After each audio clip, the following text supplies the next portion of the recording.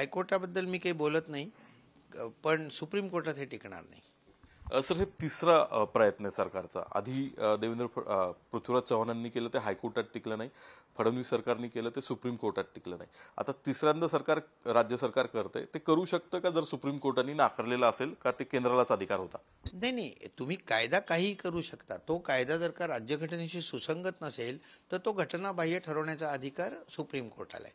कायदा काय करायचा, आता कसं झालंय, 102 नंबरची जी घटना दुरुस्ती झाली त्यात मागासवर्ग ठरवण्याचा अधिकारच मुळी केंद्र सरकारकडे गेला होता. ते 105व्या घटना दुरुस्तीने परत आपल्या राज्याकडे दिलाय.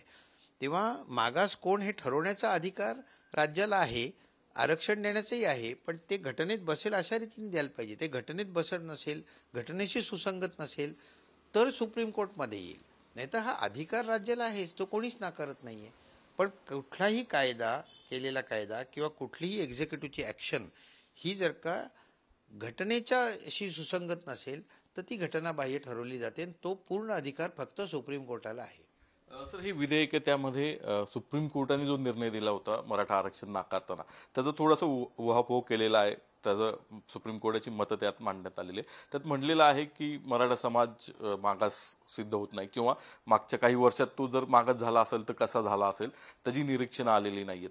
तर ह्या अहवालात हा जो 8, 10, 15 दिवसात अहवाल केला त्यात हे सगळं आलेलं आहे. म्हणजे मी जे आत्ता वाचलं त्यांचं, म्हणजे स्टेटमेंट ऑफ ऑब्जेक्शन रिझन्स जे त्यांनी दिले आत्ता, त्याच्यात आधीच्या अनेक आयोगांनी मराठा समाज मागास आहे हेच मान्य केलेलं नाही, परंतु हा जो शुक्रे आयोग आहे आणि तो मागास असं मान्य केलेलं आहे. देश विदेशातील प्रत्येक घडामोडींचे लाईव्ह अपडेट मिळवण्यासाठी आता साम टीव्हीच्या सर्व सोशल मीडिया प्लॅटफॉर्मला लाईक, फॉलो आणि सबस्क्राईब करा. तसंच सर्व नोटिफिकेशनसाठी बेल आयकॉन प्रेस करायला विसरू नका.